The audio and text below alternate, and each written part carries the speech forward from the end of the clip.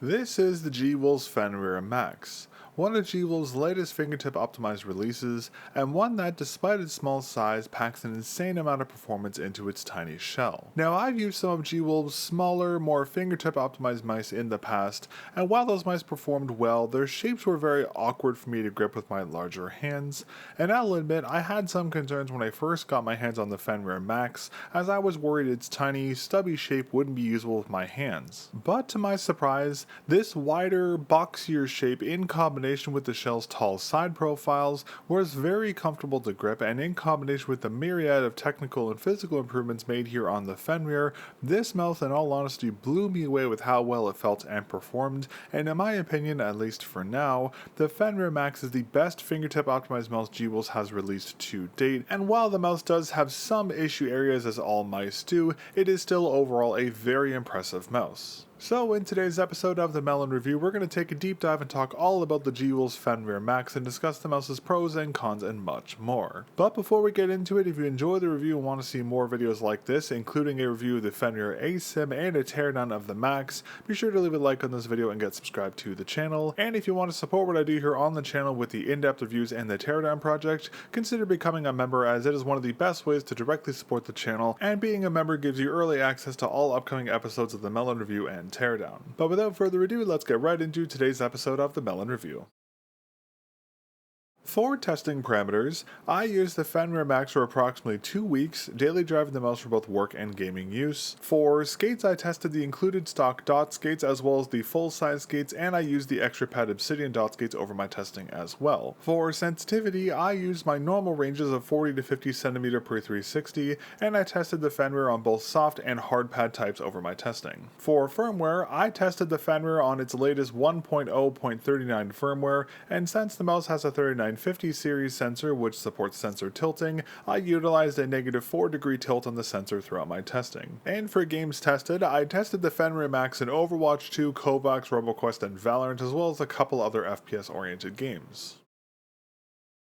For pricing, the Fenrir Max retails for $159 USD and is available in 2 colorways, all black with black buttons and white which has green color buttons. There is also a violet colorway with a semi-transparent shell and white buttons, but it retails for $165 USD, slightly more than the black or white colorways. And for today, I'll be reviewing the all black version of the Fenrir Max. For unboxing, just as we've seen with many of gwolves' previous mice, the Fenrir Max includes a boatload of accessories, which gives the Max, and gwolves' other mice for that matter, the best unboxing experience you'll find on the market. But before we talk about what's inside the box, I do need to yet again criticize the Fenrir's packaging, as it is still using the same AI-generated art we've seen gwolves use before. Now, I've repeated myself far too many times when it comes to this art choice here, so I'm not going to talk about this again much, but what I will say is I wish the Fenrir Max, and all of other gwolves mice for that matter, just use black plain boxes or art drawn by a person rather than the AI generated slop they keep using for their packaging art. But aside from the box art, inside the box we find the expected accessory package, a sheet of pre-cut grip tapes which are the same modular type we saw included with the HTS Ultra, and the same gray carrying case we've seen included with all of gwolves' previous mice. Now inside the carrying case we have a gray USB A to C cable, which is a thinner, more flexible type, as well as a much thicker and more rigid USB A to C cable. Both of these stock cables lack a tilted USB-C end, but given the size of the Fenrir and that wire does unbalance the mouse, the lack of a tilted USB-C cable isn't that big of an issue, as this mouse isn't designed to be used wired. Also included in the case is a semi-transparent cyan colored AK dongle, not a gray colored one we've seen previously, and the plastic housing actually has kind of a sparkle to it which I love, and it reminds me a lot of my old Pokemon Crystal cartridge, so this is something I really do like. And the dongle has the expected large rubber base on it, so despite the dongle's lighter weight, this large base keeps the dongle well anchored on most desktop surfaces. And lastly, wrapped in a fabric baggie, we have the Fenrir Max itself, which comes with 4 PTFE dot skates pre-installed on its base. Alright, that's all for the gray carrying case. Let's talk about this accessory package next, which also includes a bunch of additional accessories. Firstly, Firstly, we have a large quick start guide which lists the Fenrir's buttons, specs, as well as some information about the mouse and some support information. Next, we have a package of skates which includes an additional 30 PTFE dot skates, the same type that came pre-installed on the Fenrir, as well as 2 sets of full-size skates which are surprisingly good, but I'll talk more about them later. The package also includes the same skate spacers we saw included with the HTX Mini and HTS Ultra, including both 1mm and 1.5mm sizes. These are a very underrated accessory as you can use them to increase the height of not only the included dots but also aftermarket skates of similar widths, which makes them more compatible with higher LOD levels and also softer pad types, but we'll talk more in depth about these spacers later in this video. Next, we have 3 base cover stickers similar to the style we've seen gwolves include with their previous mice, which you can use to cover the Fenrir's hollow base, creating a barrier that prevents debris from getting inside the mouse. This is particularly nice to see as the mouse's battery has a lot of exposed adhesive on its base, and if left uncovered, this adhesive will collect dust and debris quite quickly, so I'd highly recommend using these base cover stickers if you plan on getting a Fenrir Max or any of other gwolves mice for that matter that have a large open base. Next, we have a brand new accessory that's new to gwolves mice, a small block of foam. Admittedly, it took me far too long to figure out what these pads were for, but this pad is designed to be a replacement battery adhesive pad. So if you end up replacing the battery or modding the battery, since you can't reuse the adhesive pad that's currently installed on the battery, you can use this extra pad to install a new one without having to rely on heavier double-sided tapes. This is a fantastic accessory I'm very happy to see gwolves include, and hopefully we'll see these pads included with their future releases. Alright, now that's everything for the inbox accessory, but the Fenrir Max includes even more extras in the form of a pack of arm sleeves and 4 packs of gwolves lightweight clay. Now the arm sleeves are fine, and they are a palm design which is perfect for a fingertip optimized mouse like the Fenrir, but the sleeves material is quite rough, so when using the sleeves on fabric pads, the sleeves are a little more controlled than you'd expect them to be, so they're not a sleeve I'd use long term, but they do the trick until you can get a proper gaming optimized sleeve. And then we also have the gwolves lightweight clay, which is arguably one of the most underrated accessories gwolves includes with their mice. Now if you didn't know, you can use this clay to create shape altering attachments for your mouse, such as a finger ridge, an L-shaped anchoring point, or even a hump cover that widens or raises the height of the mouse's hump. Now because the instructions for this clay aren't the clearest,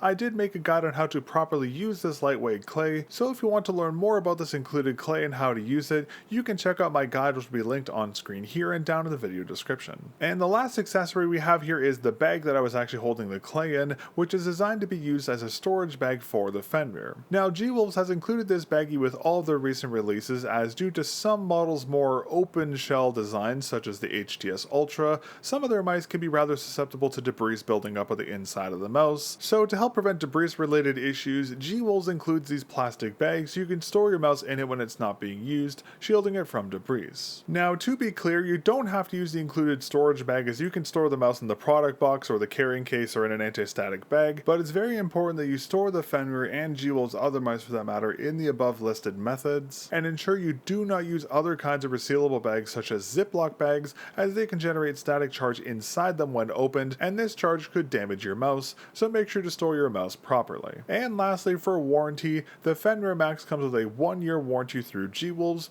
and you can find all the terms and conditions for said warranty over on gwolves' website. Now for in-game performance, as I mentioned earlier, due to my larger hand size, I initially wrote the Fenrir off as my previous experience with similarly sized gwolves mice has been less than ideal, but to my surprise, the Fenrir's wider shell was shockingly comfortable and made a mouse I initially thought would be unusable one of the best feeling mice I've used this year. Another factor that really improved the Fenrir's performance is that unlike the HTR series which used the PAW 3395, the Fenrir Max uses the PAW 3950, which supports the very underrated sensor tilt feature. Since I use a tilted grip, I was able to match the Fenrir's sensor tilt to my grip style, which further improved the mouse's usage experience, unlike the HTR series mice on which I was railroaded into using a specific sensor angle. In addition to the updated sensor, the mouse's weight, shape, and build quality are all very impressive, especially considering the mouse's small size, and as expected, the high pollinger implementation was also perfect, just as seen on gwolves' previous mice. mice. All of this combined to make the usage experience and performance of the Fenrir Max absolutely fantastic, and despite my initial concerns about this mouse, the Fenrir honestly blew me away with how well it felt and performed, especially in games like Overwatch 2 playing Cassidy and Soldier 76, as the small size and lightweight made this mouse feel borderline weightless, and this translated into some very consistent and very snappy aim which I wasn't necessarily expecting, and the performance of this mouse was so good I'm actually questioning my favor towards more traditional, heavier, full-sized mice. But overall, when it comes to in-game performance, the Fenrir Max is an extremely impressive mouse, not only in terms of performance but also feel, but to be clear, this mouse is not perfect, as the mouse does have some shortfalls, especially with the design of the side buttons and the scroll wheel, but in my opinion, the pros of the Max far outweigh its negatives, even despite the design issues. In terms of build quality and QC here for the Fenrir Max, as a precursor to this section, keep in mind that my mouse was shipped to me directly by gwolves, so take my unit's build quality and QC with a grain of salt. Another note I wanted to make here is that the Fenrir shell's material has been updated from the previous gwolves mice I've covered on this channel, as instead of the shell having that deep honeycomb texture, the shell here, while still honeycomb in its design, is flattened, and the walls of the honeycomb shell are much less pronounced. Now this change might not seem very impactful, but compared to the shells in the HTR AK, HTS Ultra, and HTX Mini, the Fenrir shell is much less abrasive to the hand and is much easier to grip due to its flattened texture. Now the mouse still doesn't have a coating applied to the shell as expected for a gwolves mouse, so you will still need to use grip tape to get an anchor grip on the shell. However, the textural difference between the Fenrir and gwolves other mice is a night and day difference, and the Max has the best raw feeling out of any gwolves mouse I've used to date, and hopefully we'll see gwolves use this style of shell in their future releases as it's far superior to their previous honeycomb shells. Now with the shell's textural improvements out of the way, let's talk build quality. Surprisingly, despite the Fenrir's small size,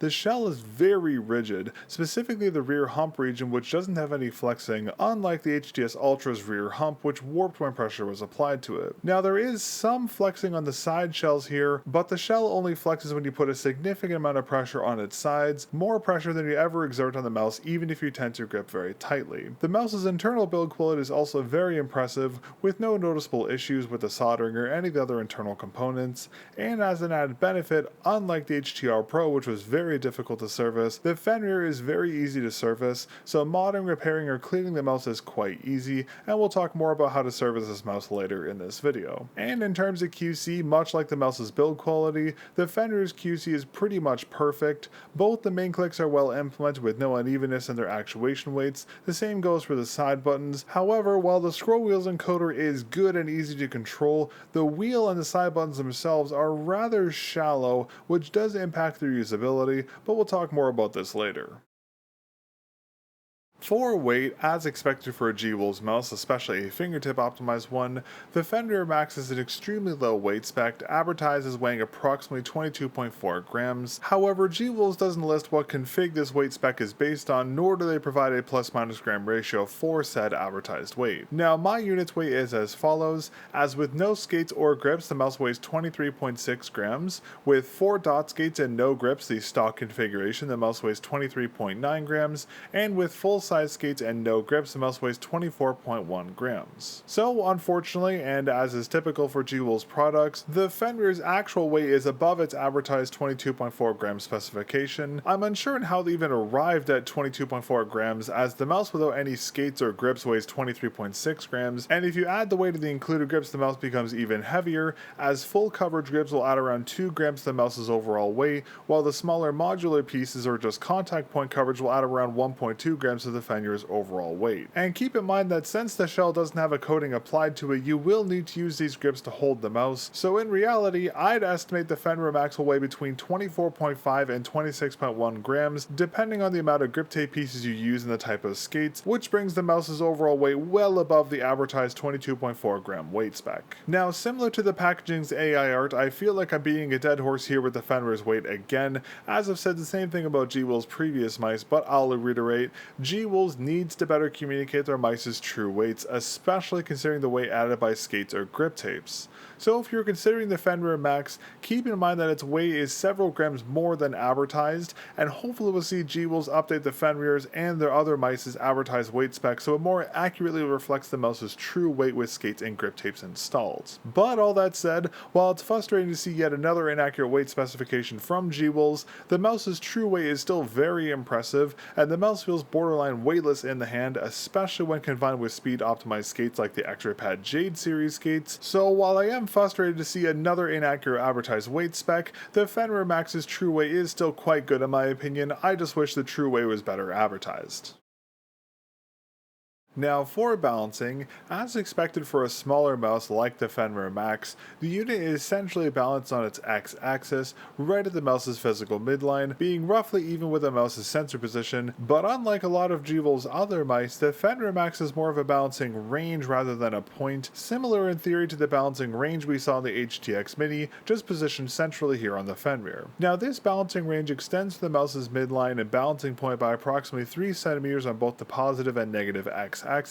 which gives the Fenrir a lot of flexibility when it comes to finger positioning, as even if your fingers rest slightly above or below the physical midline, the mouse will still feel balanced in the hand as long as your fingers rest within the balancing range, that is. For y-axis balancing, as expected for a symmetrical and smaller mouse, the Fenrir is perfectly balanced on its y-axis with no bias to either the shell's left or right sides. But while the Fenrir is a very well balanced mouse, it's worth noting that just like the other smaller, lighter G-Wolves mice I've covered here on the channel, the Fenrir Max, if used wired, does become rather front heavy due to the weight of the cable, specifically if used with a thicker cable type like the included thicker stock cable, but since the Fenrir Max is a wireless optimized mouse, this isn't the biggest issue per se, but keep this in mind as if you have to use the Fenrir while it's charging, the mouse will feel a little forward heavy. Now for shape, as I just mentioned, the Fenrir Max is a symmetrical shape optimized for right-hand use as the side buttons are designed for right-handed users, but technically speaking you could use the Fenrir with a left hand, making it somewhat ambidextrous, but left-handed users won't have access to side buttons. For dimensions, the mouse measures 75mm long, measured from the tip of the main click to the end of the rear shell. For widths, at the top region of the shell it measures approximately 54mm wide at its base and around 55mm at its top. At the mid region of the shell it measures approximately 56mm wide at its base and around 58mm wide at its top, and at the rear region of the shell measures around 61mm wide at its base and around 59mm wide at its top. For heights, at the top region of the shell measures approximately 16mm tall, at the mid region of the shell it measures approximately 24.8mm tall, and at the end region of the shell it measures approximately 31mm tall.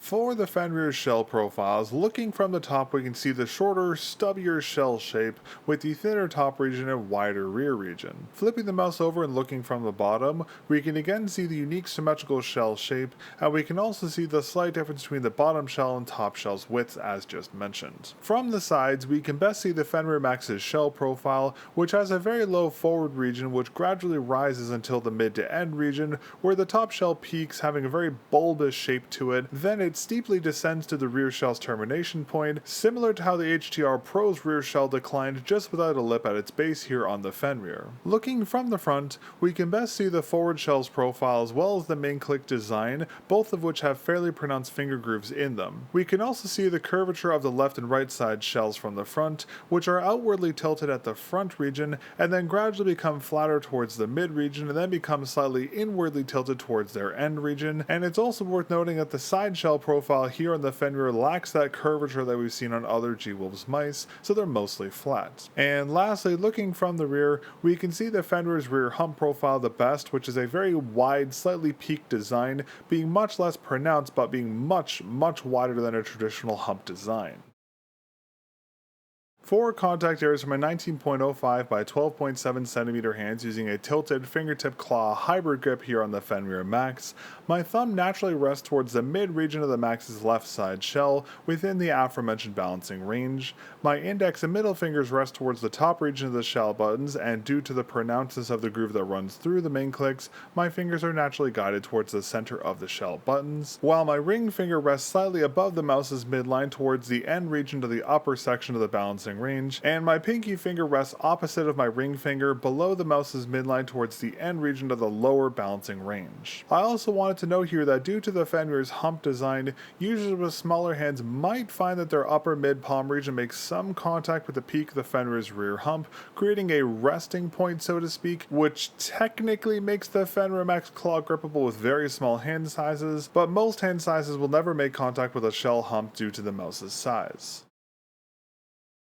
Now for the estimated hand size and grip compatibility here for the Fenrir Max, obviously given its smaller design, this mouse is highly optimized for fingertip grips. However, as always, depending on your hand size, the grip compatibility for the mouse will change slightly. For smaller hands, roughly measuring around 11.7 by 7.5 centimeters, the mouse will be best suited for fingertip grips, but with some very small hands you might be able to do an aggro claw grip on the mouse. For small to medium sized hands measuring approximately 13.5 by 9 centimeters, the mouse will again be best suited for fingertip grips, but again you might be able to do an aggro claw grip on the mouse. For medium-sized hands measuring approximately 15 by 10 centimeters, the mouse will be best suited for fingertip grips. For medium to large hands measuring approximately 16 by 11 centimeters, the mouse will again be best suited for fingertip grips. And for large hands measuring approximately 17 by 12 centimeters, the mouse will again be best suited for fingertip grips. And unsurprisingly, for extra large hands like mine measuring approximately 19 by 13 centimeters, the mouse will again be best suited for fingertip grips. But keep in mind, as always, this is a rough estimate, and the actual hand size and grip style compatibility for the Fenrir Max will vary from hand to hand, but keep in mind, as I mentioned earlier, while I initially wrote this mouse off as being too small for my larger hands, the shell's width and taller sides does make it surprisingly easy to grip and quite comfortable for my 1905 by 12.7 centimeter hands, so even if you have larger hands like mine, don't write off the Fenrir as it's quite comfortable despite its tiny size. For coating, as I mentioned already in this video, in typical gwolves style, the Fenrir doesn't have any coating applied to its shell, so despite the improved feeling of the shell's plastic and having that matte plastic feel we've seen on gwolves' previous models, the shell is still quite difficult to grip, especially with sweatier hands or during more intensive use. As such, you'll need to rely on grip aids such as the included grip tape to hold and anchor your hands on the Fenrir Max's shell. Now we'll talk about the included grip tape in a moment, but I wanted to talk about gwolves' reasoning behind not applying a coating to their mice. Now their logic behind this is based on weight and durability concerns, as coatings not only add additional weight to a mouse, they also have poor long-term durability. So because of these concerns, gwolves has opted not to apply any coating to their mice, and instead designs their mice to be used with grip tapes, as grips are not only stickier than any coating would be while also being lighter, they also have much better durability, and when they do eventually degrade, you can just replace the grips, not the entire mouse. Now admittedly, the concept of a gaming mouse lacking a coating in 2025 is quite shocking, but I do agree with gwolves' reasoning behind their decision here, especially since their included stock grips are so good, so let's talk about them next. Alright, now the grip aids included here with the Fenrir Max are the same fantastic type of grip tape we've seen included with gwolves' previous mice, but they're most similar to the grips included with the HTS Ultra, as just like those grips, the Fenrir stock grips are modular. Now these grips also have the same raised linear hexagonal texturing and sticky material, which makes these stock grips very sticky and easy to grip with both wet and dry hands, and as such, when applied to the Fenrir's shell, they make the mouse much easier to hold and also cover up the honeycomb shell texture. These grips are also extremely durable, as I've said many times before, so their performance will remain consistent over long-term use, and as an added benefit, the stock grips are also quite reusable as well, so you can move or adjust the positioning of the stock grips without damaging them. Now, since this set of grip tapes is modular, not being full pre-cut size grips like we've seen included with gwolves' previous mice, you can add less overall weight to the Fenrir, as you can only install the pieces you need on the mouse's shell, which is a great attention to detail. However, while this modular nature is a great benefit, it does make the grips kind of hard to install as they're so small they can be a little tricky to position, and the grips are also on the thicker side, do have a noticeable edge to them, which might be a deal breaker for some people. And of course, the raised texturing might not be for everyone. If this is the case for you, you can always use aftermarket grips like the X-Ray Pad Cicada Wing 2.1s or Geckos 2.0, as both those grips perform similar to the gwolves stock grips, just in a thinner form factor with no physical texturing. But keep in mind that aftermarket grips are usually thinner than the ones included with gwolves mice, which means they might not be as effective as covering the shell's honeycomb texturing. So if the textured feel of the Fenrir shell, or any of other gwolves mice for that matter, bothers you, be sure to get thicker grip tape so you can cover up the honeycomb texture. Next, let's talk about the Fenrir's main clicks. As we saw earlier in the shell profile section, the Fenrir's main clicks are the typical style, but instead of being outwardly curved like the HTX Mini's main clicks were, the buttons here are inwardly curved, creating a rather pronounced groove that runs through the entire shell buttons. This is quite unique as, generally speaking, grooves like these only extend to about the halfway point of the shell buttons, so unlike most main clicks, regardless of where you click on the Fenrir's main clicks, the buttons will guide your fingers to the center of the buttons, even at the very top. This is a great attention to detail, specifically on a fingertip optimized mouse, on which users will more frequently click towards the end region of the buttons, where on most mice there are no guides of any kind. And as expected for a main click, the buttons do share the same flattened honeycomb texture as the rest of the Fenrir's shell, and they also do lack any coating, just like the rest of the shell. So while the shell's texturing and the texturing on the main clicks here has been improved from gwolves' previous mice, they are still quite slippery and difficult to grip, even with the guidance of the indentations. Because of this, and as I've recommended for every gwolves mouse I've covered to date, I'd highly recommend using the included click covers, as they make the main clicks much easier to grip, and the stickiness of the grips makes anchoring your fingers on the buttons much easier and complements the grooves in the main clicks quite nicely. Now, aside from their unique design, another great aspect to the main clicks here on the Fenrir is that both the buttons are quite well stabilized, with a minimal amount of play to either main click. However, it's worth noting, due to their deep indentations, that if the clicks are clicked on their sides, the buttons do rock a little bit, but since the grooves guide your fingers towards the center of the clicks, this isn't an issue per se, and it never affected the feeling of the main clicks during my testing. In addition to the great stabilization, the main clicks are also indented into the shell, albeit very slightly, but the indentation is enough to prevent any interference from fingers resting against the mouse's side shell. For click heights, the main clicks are a much lower profile design than we commonly see, measuring around 16mm tall at their top region, around 19mm tall at their mid region, and around 25mm tall at their end region. In terms of click audio, here's a quick sound test of the Fenrir's main clicks.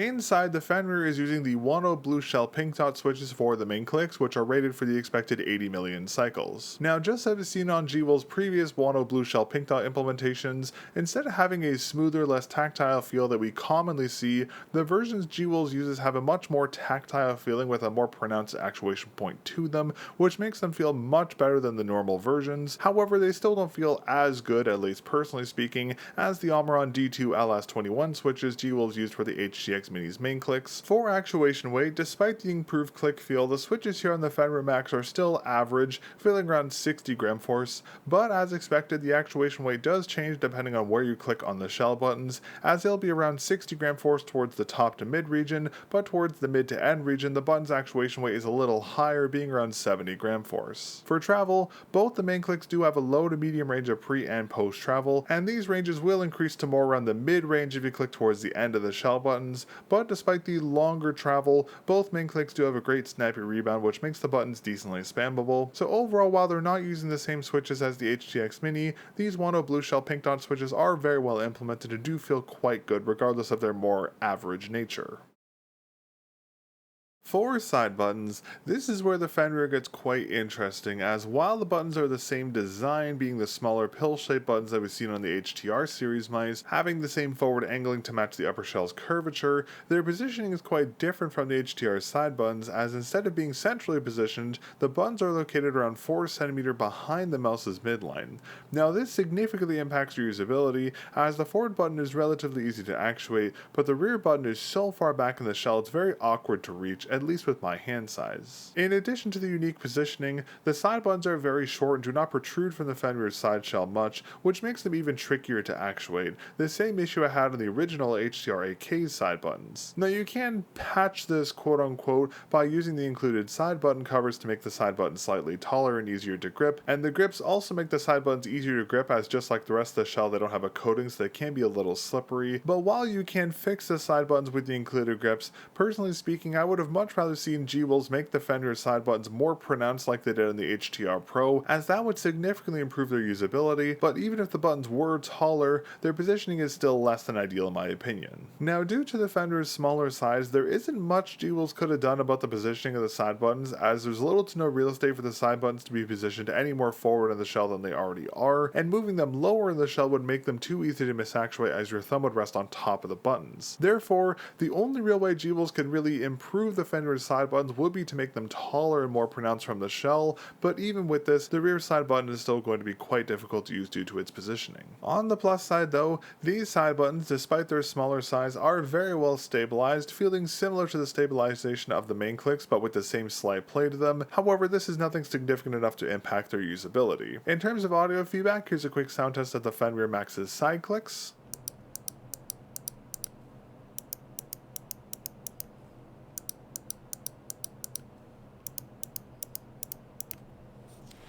Inside, the Fenrir uses a familiar side button switch, the mel0n D2LS21 micro switches, the same ones used on the HDR series side buttons and the HDX Mini side buttons, also having the same cycle rating of 5 million cycles. Now these switches are slightly heavier than the main click switches as expected for this switch type, having an actuation force of around 75 gram force. For travel, the side buttons have a low range of pre-travel and the same low to medium range of post-travel, as you can push them quite deeply into the shell post-actuation. But similar to the main click switches, the side buttons have a snappy rebound to them, as we've seen on gwolves' previous mice using these switches, which helps to make the side buttons decently spammable. However, again, their positioning and shorter button design does kind of negate any positive aspects to the side buttons, and because of their design, I avoid using the side buttons as much as possible during my testing, as they were very awkward to use. But keep in mind that I have very large hands, so my issues with the side buttons are very much isolated to my hand size. Smaller hand sizes will likely have a better experience with the Fenrir side buttons,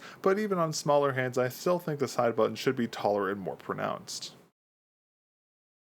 Now when it comes to the scroll wheel, similar to the side buttons, this is another aspect of the Fenrir Max where the wheel's implementation has been impacted by the size constraints of the Fenrir's smaller shell. Now the wheel itself is the exact same type of wheel we saw in the HTX Mini, being a plastic wheel with a flattened rubber texturing around it, and it has the same oval-like indentations cut into it. Now this texturing is very grippy, but unlike the rather pronounced wheel in the HTX Mini, the wheel here in the Fenrir Max is very shallow, only protruding from the top shell by a few millimeters. This shallowness makes the wheel very tricky to click or scroll, especially if you have larger hands like myself, as within a few scroll points, your fingers make contact with the main clicks, preventing the wheel from reaching its full scroll range, which gives the Fenrir Max a much lower scroll range than the ranges we've seen on gwolves' previous mice. But to gwolves' credit, the encoder they're using inside the Fenrir, the TTC 7mm dustproof encoder, does give the scroll wheel a very pronounced and controllable scroll points, so the wheel feels very well tensioned and controllable.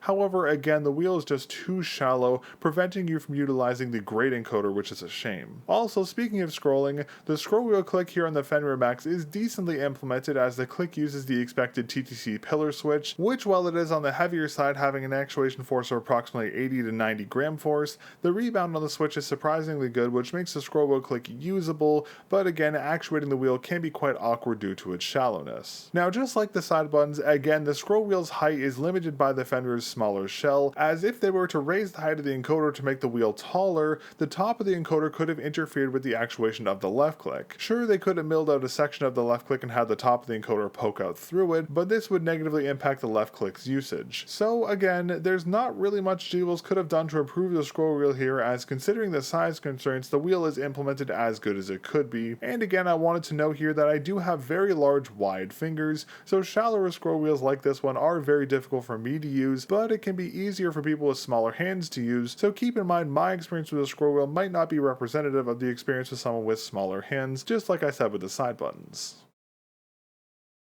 For the Fenrir sensor and MCU, as I mentioned earlier, the Fenrir Max uses the PAW 3950 series sensor, which is a fantastic upgrade from the 3395 series sensors we've seen gwolves use on their previous fingertip optimized mice. Now the sensor itself is the expected PAW 3950 DM-T5QU, the same SKU that was used in the HTS Ultra, which has a max DPI of 30,000, the expected 3 LOD levels 0.71 and 2 mm, and the sensor also supports ripple and angle snapping, which can be enabled or disabled via the gwolves WebDriver. And even though it's not listed, the sensor does also have motion sync enabled on it, but currently you cannot disable this feature on gwolves mice. And as I mentioned earlier, since this is a 3950 series sensor, it also supports the sensor tilt feature, which allows you to adjust the angling of the sensor by 30 degrees both positively and negatively. Now I've talked many times about how great this feature is, as people with a tilted grip like myself can use this sensor tilt setting to match the sensor's angle to the angle of their grip, which makes movements much more natural, especially on a fingertip optimized mouse. So unlike the HDR series mice on which I was railroaded into using a specific sensor angle, I was able to match a sensor's tilt to my grip angle, which as I mentioned earlier significantly improved the usage here on the Fenrir Max. Now aside from the 3950 specs and features, the sensor's positioning is also much more normal than we've seen on previous gwolves mice, as the sensor is centrally positioned in the Max's shell, ever so slightly forward of the mouse's physical midline and at the midpoint of the mouse's balancing range. This is great to see, as other gwolves mice tend to have much higher sensor positions, and having a more normal positioning here in the Fenrir is a welcome sight, and since the sensor is located in the middle of the mouse's balancing range, the mouse feels well balanced with various hand sizes and grip styles, which is great to see. And lastly, in terms of MCU, the Fenrir uses the expected Nordic 52840 MCU, the same MCU gwolves used on the HTR, HTS, and HTX series mice, which performs well. However, now that the Nordic NRF 54H20 series SoCs are popping up on some mice, namely the Razer DeathAdder V4 Pro, hopefully we'll see gwolves adopt the newer Nordic SoCs soon, as the 54H20 is significantly better than the older 52840 SoCs in terms of performance and latency, but looks like we'll be waiting a little longer for gwolves to adopt this new SoC.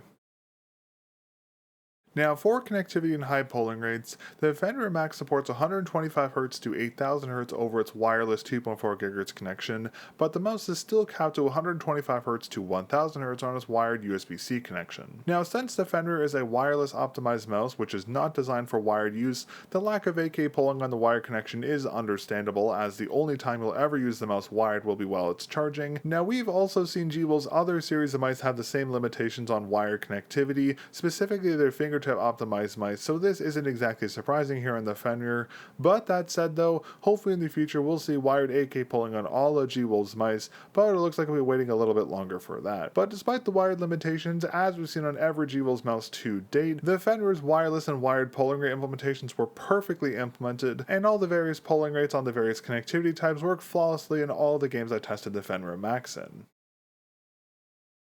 For battery, the Fenrir Max uses a larger battery than we've seen gwolves use on their other, smaller fingertip optimized mice before, as instead of the typical 150 mAh battery, the Fenrir Max uses a 200 mAh battery, which uses the expected 3-pin JST connector. Now, oddly enough, gwolves isn't listing any estimate for the runtimes here in the Fenrir Max, so I don't have any data to compare my runtimes to, but regardless, my Fenrir Max running the 1.0.39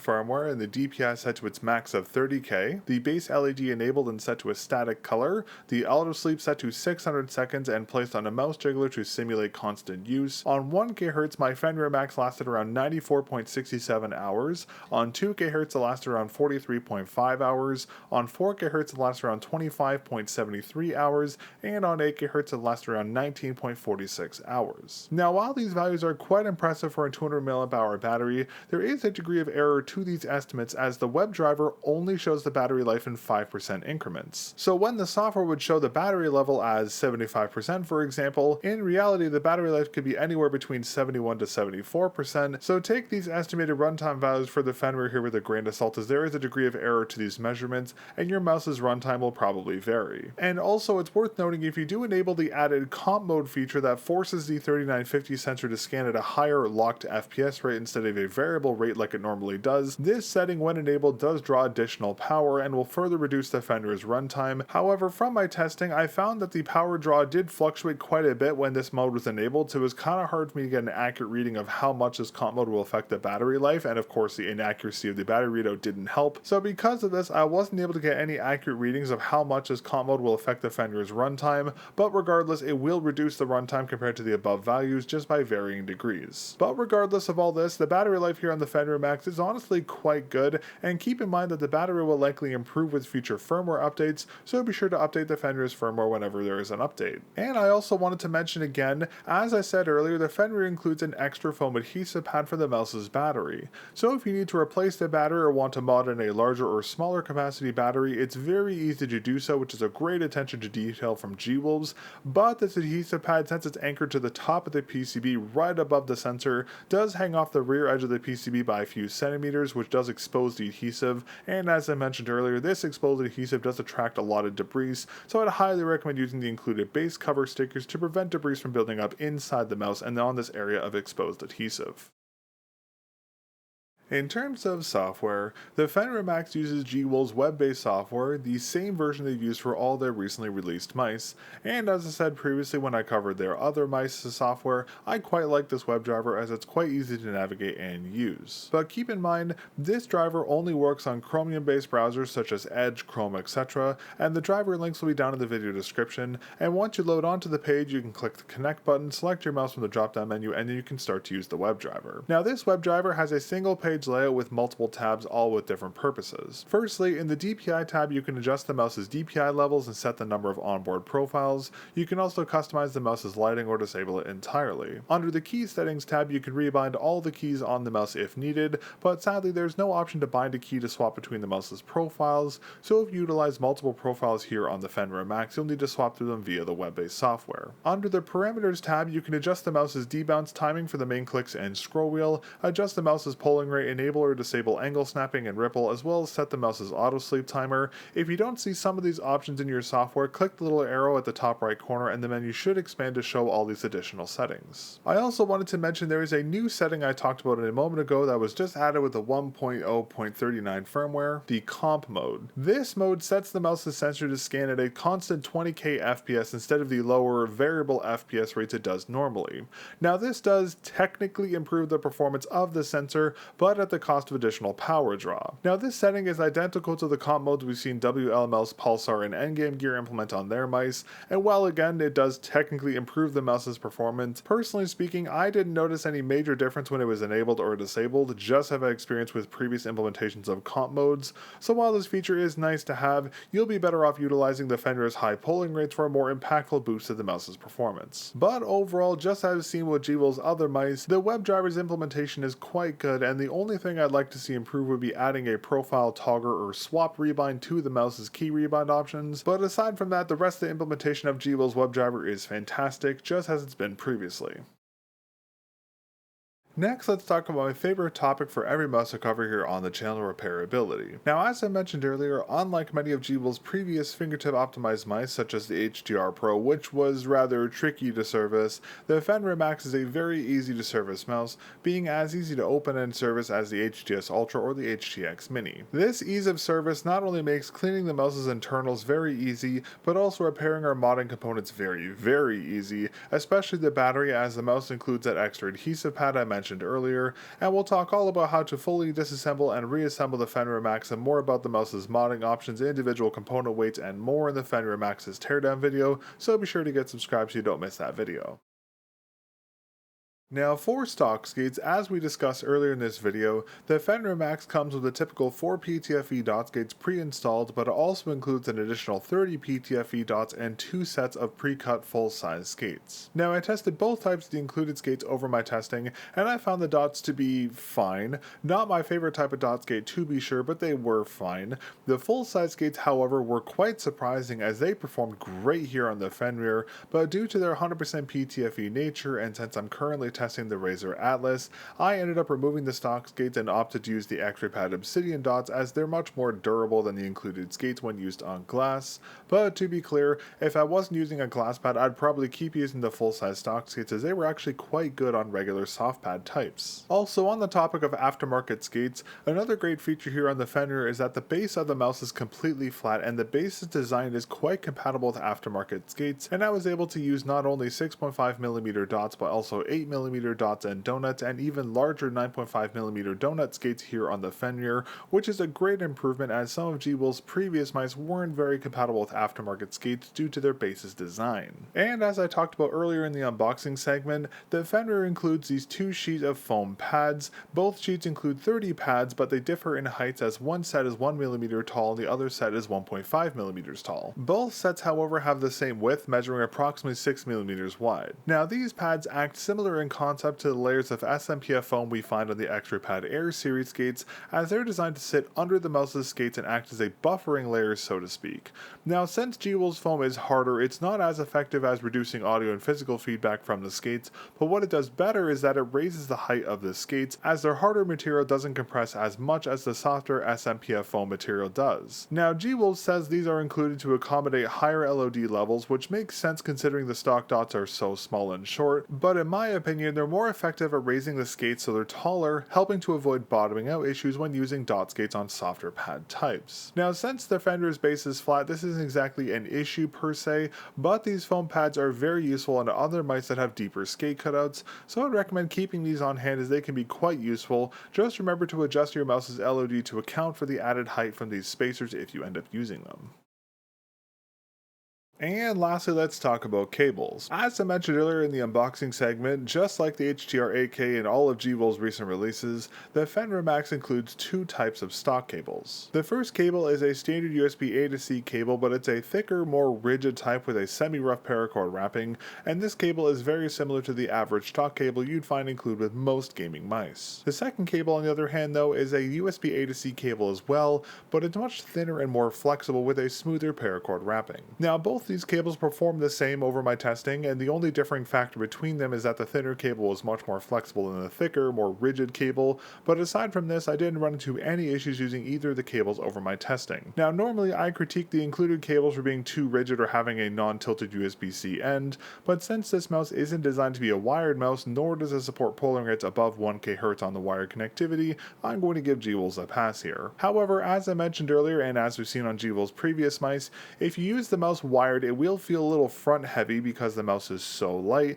the cable's weight will unbalance it, but similar to how the USB A to C cables lack a tilted USB-C end, since the mouse only supports up to 1k polling via its wired connectivity, this isn't the biggest deal, but just keep in mind if you have to use the Fenrir while it's charging, it will be a little forward heavy. Alright, well, in closing, overall I'm quite impressed with the gwolves Fenrir Max, as this mouse not only has a great shape, build quality, and quality control, but it also features an improved shell compared to gwolves' previous releases. Additionally, it also has a great balance and good feeling main and side clicks, an updated sensor that supports sensor tilting, fantastic polling rate implementations, great battery life, excellent accessories, specifically the extra adhesive pad and the full-size skates, and of course its serviceability is much better than gwolves' previous fingertip optimized releases. However, while gwolves has done a lot right here with the Fenrir Max, some aspects of this mouse could use improvement, specifically the AI slop art used for the packaging, as it's quite unappealing. The advertised weight specifications are very inaccurate, as the mouse weighs approximately 4 grams more than its advertised weight with the skates and grips installed. The side button implementation is less than ideal, as while the side buttons themselves feel good, they are positioned very far back in the mouse's shell and are quite shallow, making actuation difficult, and furthermore,